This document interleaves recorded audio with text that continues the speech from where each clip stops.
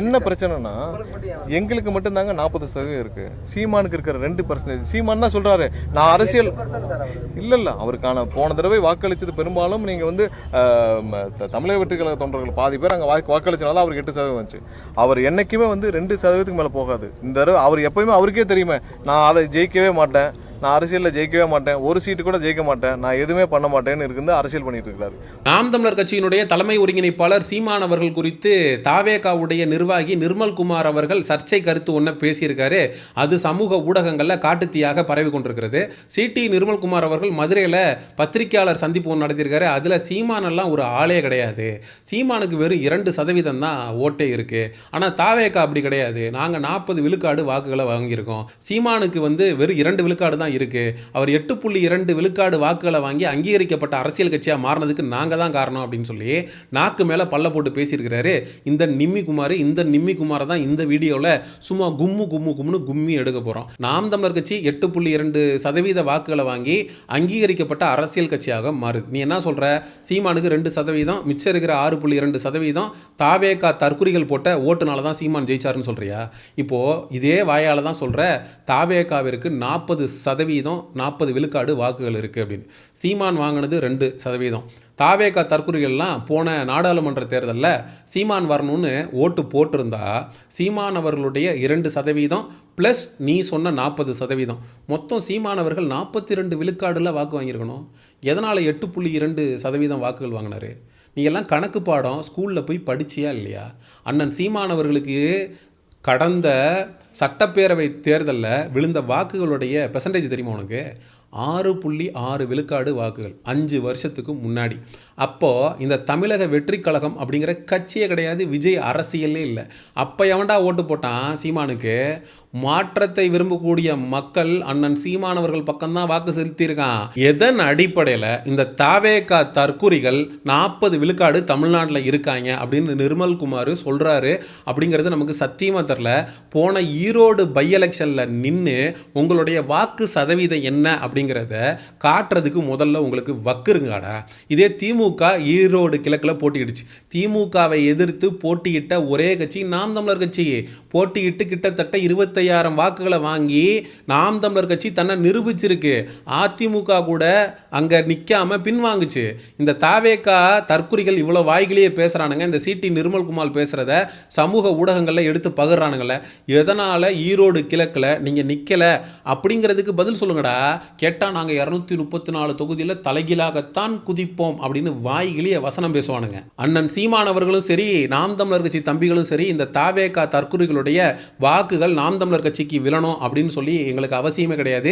இவனுங்க வாக்களித்து தான் நாங்கள் அங்கீகரிக்கப்பட்ட அரசியல் கட்சியாக மாறணும் அப்படிங்கிற எண்ணமும் எங்களுக்கு கிடையாது.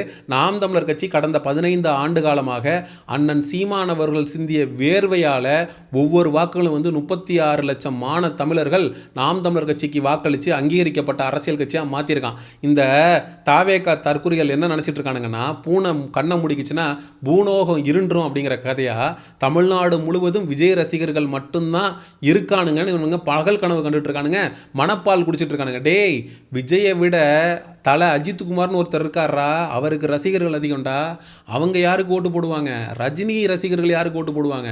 விஜயை விட திரைத்துறையில் இருக்கக்கூடிய மிகப்பெரிய ஜாம்பாவான்களாக இருக்கக்கூடிய அஜித், ரஜினி, இவங்களுக்கும் ரசிகர்கள் இருக்காங்க. அவங்களும் இந்த அரசியலை சுற்றி என்ன நடந்து கொண்டு இருக்கிறது, விஜயோடைய அரசியல் வருகை, விஜய் எப்படிப்பட்ட ஒரு சுயநலவாதி, இது எல்லாத்தையும் பார்த்துக்கிட்டு தான் இருக்காங்க.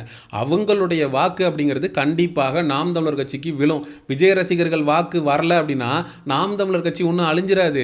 விஜய்க்கு விழக்கூடிய ரசிகர்கள் வாக்குகளை விட அதிகமான அஜித், ரஜினி ரசிகர்களுடைய வாக்கு நாம் தமிழர் கட்சிக்கு விழும் அப்படிங்கிறது தான் 100க்கு 100 மறுக்க முடியாத உண்மை.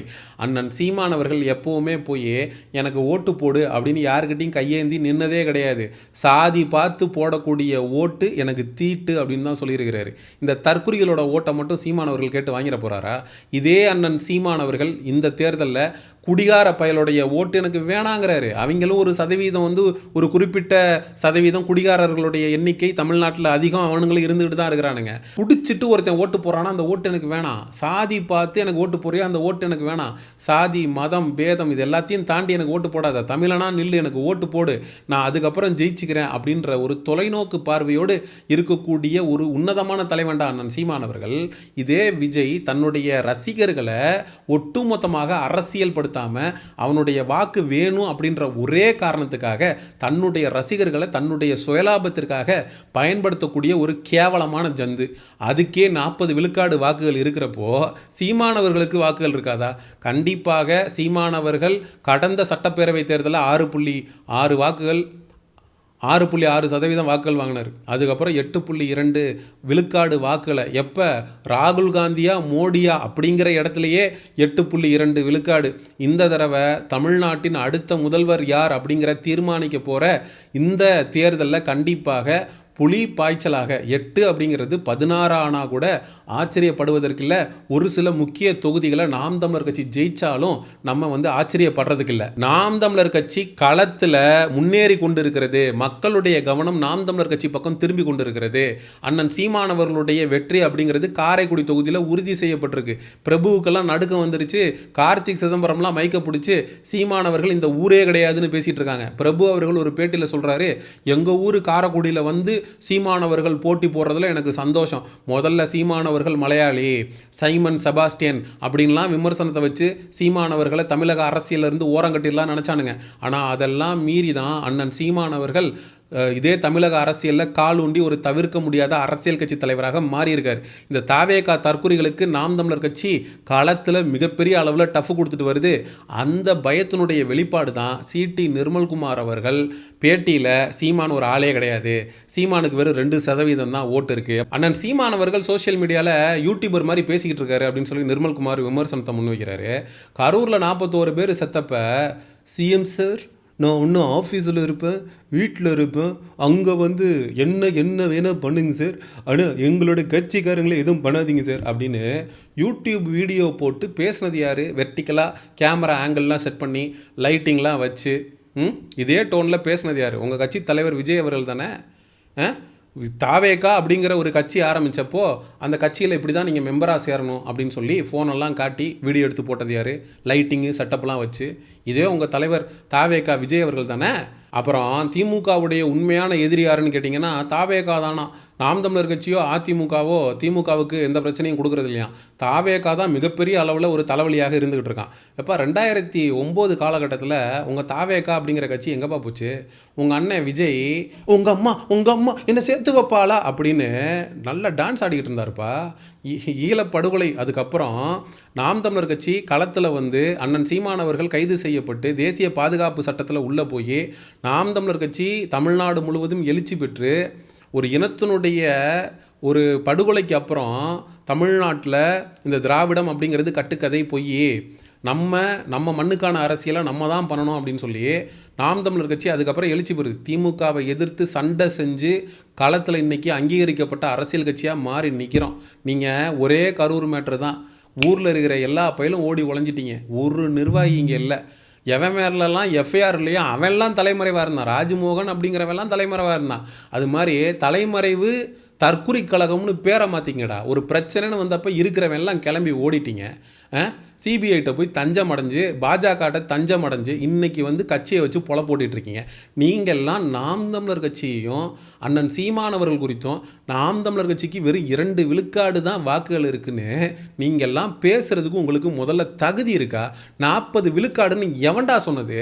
இதுக்கு முன்னாடி எந்த எலெக்ஷனில் நின்றா நீங்கள் 40% வாங்கி கிழிச்சிங்க?